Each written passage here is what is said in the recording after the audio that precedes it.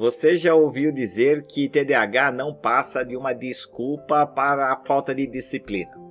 Esse é um dos maiores mitos sobre o transtorno. E vamos desmascará-lo agora, explicando como o cérebro de uma pessoa com TDAH funciona. Vamos entender juntos os desafios e as peculiaridades enfrentadas por quem vive esse transtorno? Vamos lá? Vamos entender tudo isso mesmo? Mas antes, eu vou chamar a vinheta.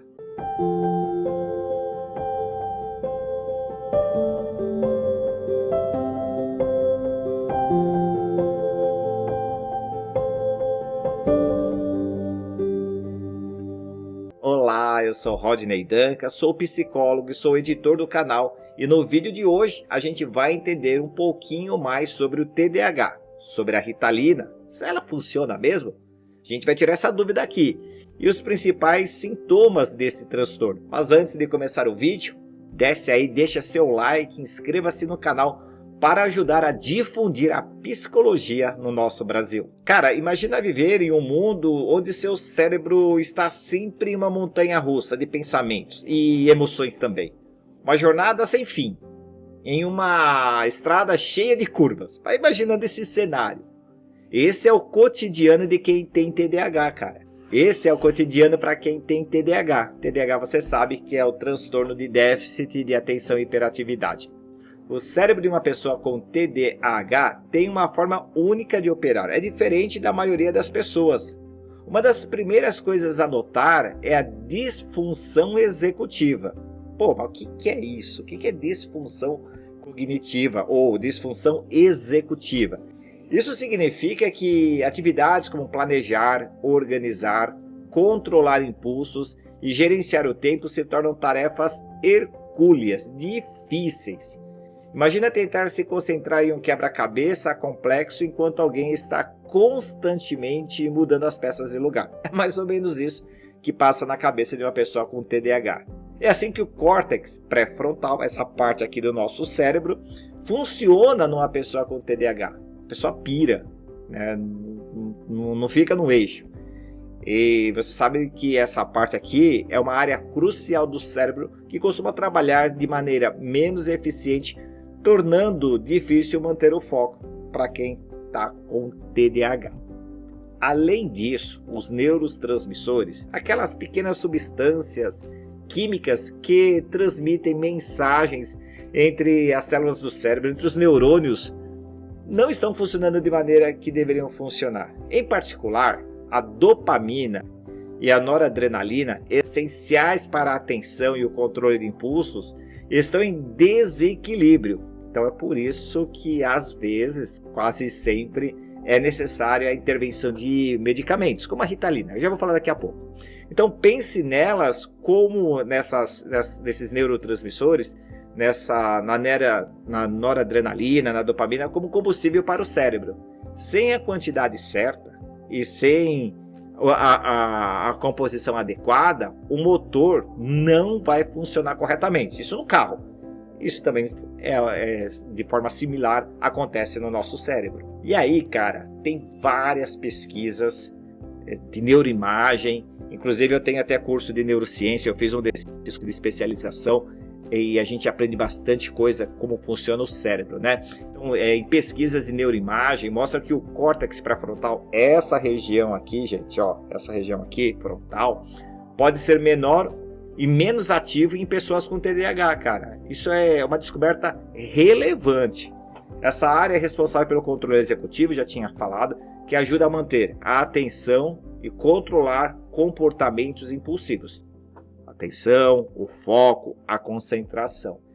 É como se a sede de comando do cérebro tivesse subdimensionada com quem está com TDAH, resultando em dificuldades para focar e resistir a impulsos. A pessoa não se controla não, ela vai. É muito louco isso aí, é muito louco. Além disso, a conectividade entre diferentes regiões do cérebro pode ser menos eficiente com pessoas com TDAH, cara. Isso significa que mensagens entre a área principal do cérebro, vou chamar de área principal, córtex pré-frontal, e outras áreas subjacentes, especialmente aquelas que regulam movimento e emoções, não estão sendo transmitidas, as informações não estão rolando adequadamente, elas não são transmitidas corretamente. É como se houvesse uma má comunicação, um curto-circuito entre as partes do cérebro, que deveriam trabalhar em harmonia, dificultando a filtragem de distrações e regulação das respostas emocionais. Cara, é como se tivesse um vírus de computador. Eu estou usando algumas analogias para ficar mais fácil. O vírus pode deixar o computador mais lento, pode ser que algumas funções não funcionem, pode ser que algumas coisas ficam desreguladas. É isso que acontece com quem está com TDAH a grosso modo. E o pessoal aí que é técnico, que é psicólogo, me desculpe, mas a linguagem tem que ser clara para a gente divulgar o TDAH aqui no Brasil. Tudo isso se manifesta de formas diferentes no comportamento e na cognição, na inteligência de quem tem TDAH. A atenção dispersa é uma das características mais notáveis. O que é atenção dispersa? Eu não tenho a atenção sustentada, não tenho a atenção concentrada, não tenho a atenção dividida, tudo é disperso, tudo é disperso. Manter o foco em tarefas que não oferecem uma recompensa imediata ou que exigem esforço prolongado, eu tenho que estudar para uma prova daqui uma semana, daqui um mês, no próximo semestre. Então, quando eu estudo, eu não tenho essa recompensa imediata, tenho que estudar para o futuro. Eu estudo para passar de ano, eu estudo para passar no vestibular, eu estudo para passar no concurso. Então, repare que estudar não tem recompensa imediata, certo? Se não tem, é porque o esforço é prolongado. Preste muita atenção no que eu vou falar aqui. Poucas pessoas falam dessa forma aqui no YouTube sobre o TDAH. Então, esse tipo de esforço é extremamente desafiador para quem tem TDAH. Então, imagina o TDAH numa criança, num adolescente que quer passar no vestibular, quer passar numa USP, numa escola militar, quer passar no ITA, né? Estudar no Mackenzie, numa universidade federal, universidade estadual. É muito difícil. Imagina o adulto com TDAH que não foi diagnosticado quando criança, como adolescente, e tem que trabalhar. E fala assim, não consigo promoção, não consigo evoluir, toda hora eu estou mudando de emprego. São sinais aí para nós psicólogos pontuais que servem para a gente analisar se a pessoa tem ou não TDAH. Então, é muito desafiador quando os eventos são futuros. A mente vai viajar na maionese, como a gente disse. Vai ficar distraída por estímulos externos ou pensamentos internos. Então, se você está se vendo nesse cenário, e obviamente eu não estou fechando o diagnóstico aqui no YouTube, mas levando o conhecimento, seria legal você conversar, fazer uma anamnese. Anamnese é uma conversa técnica, ou com neurologista, ou com psiquiatra, mas também eu aí já falo para falar primeiramente com um psicólogo, porque já se tem os indícios, o rastreio, se tem ou não TDAH. A impulsividade, olha só, é outra marca registrada para quem tem TDAH. Tomar decisões precipitadas e adotar comportamentos arriscados, como interromper os outros durante uma conversa. Peraí, deixa eu falar. O cara só quer falar, não quer ouvir. Agir sem pensar nas consequências. Eu já vou tomando decisões sem pensar 1, 2, 3 segundos, sem pensar no dia seguinte, sem pensar na semana seguinte. São traços comuns para quem tem TDAH. E é como se houvesse uma urgência constante em responder aos impulsos, sem o filtro adequado. É como se, na informática, é como se a gente não tivesse um firewall. Ou tudo que entra, a gente vai respondendo. Firewall serve para a gente barrar os malwares, barrar os ataques, né? Então vamos falar assim, para ficar mais fácil talvez. Então seria legal que a gente tivesse esse firewall, esse controle. Então quando não se tem esse controle e as pessoas vão respondendo ou de forma impulsiva, para nós psicólogos a gente abre um alerta aí num possível TDAH. Para as crianças, e aí é importante que você que é pai, você que é mãe, você que é tio, você que é responsável por crianças, né?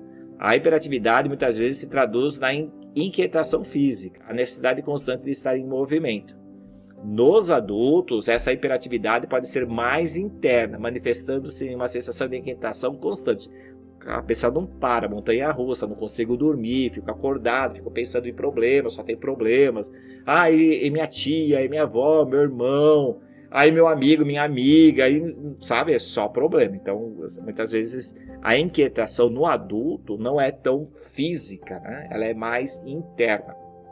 Existe tratamento e diagnóstico?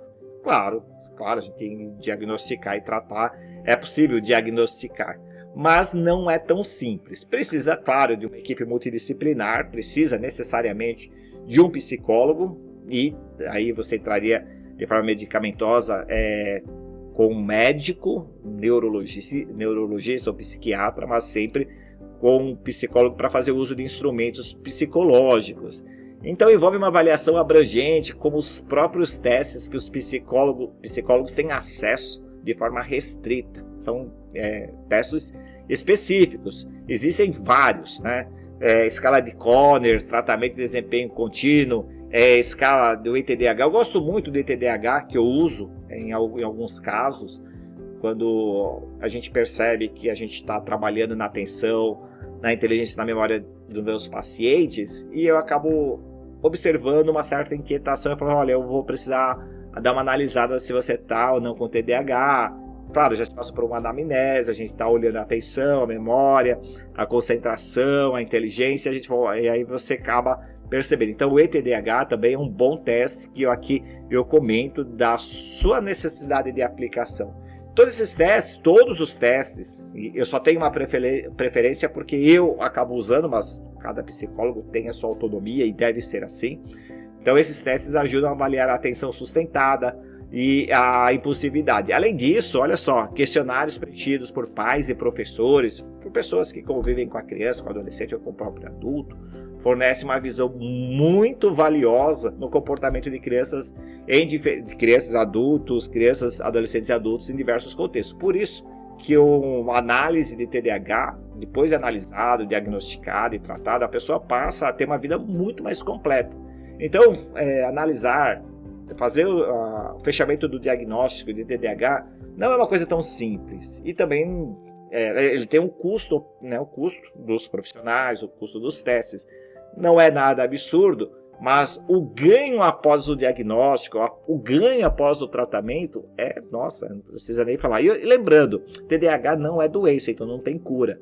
Então você tem que ter tratamento para conviver. Transtorno não tira a capacidade cognitiva de ninguém.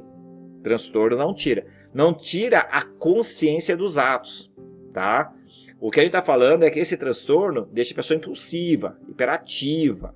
E isso traz problemas no futuro.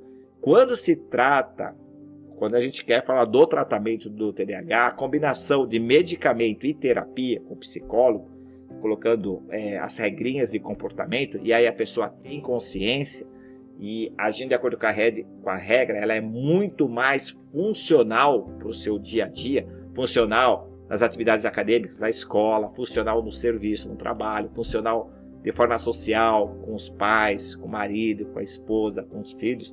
Então, essa junção do medicamento e da terapia é altamente recomendada e super frequente nos meios médicos, nos meios psicológicos. 2 dos principais medicamentos mais comuns para o tratamento do TDAH é a Ritalina e o Venvance. A Ritalina é um estimulante que ajuda a aumentar a concentração, reduzir a impulsividade e hiperatividade. O Venvance, o Venvance, né, como o pessoal gosta de falar, Venvance, o pessoal já fala bem rapidão, também é um estimulante, tem uma ação um pouquinho mais prolongada que a Ritalina, sendo administrada uma vez por dia, facilitando a adesão ao tratamento. Mas a forma que vai ser ministrado, as doses e o tipo de remédio, sempre com orientação médica. Não há dúvida, ambos os medicamentos, evidentemente, causam efeitos colaterais. E eu vou citar alguns aqui, tá? Perda de apetite, insônia, dor de cabeça, a pessoa se torna mais irritada. Então, por isso, a orientação médica e sempre estar comentando ou com o psicólogo, e se ele fizer parte da equipe médica, e também com o médico para acompanhamento e para a gente poder mudar esse remédio, a sua dose, caso haja efeitos prolongados, tá? Caso não se tenha, não se observe vantagem nesse tipo de medicamento. E aqui eu queria fazer uma pergunta para você refletir sobre TDAH. Você já pensou como pequenas mudanças no ambiente ou na rotina podem ajudar alguém, uma pessoa, criança, adolescente, adulto, com TDAH a se concentrar melhor? Como você acha que a compreensão e o tratamento adequado podem melhorar a vida dessa pessoa?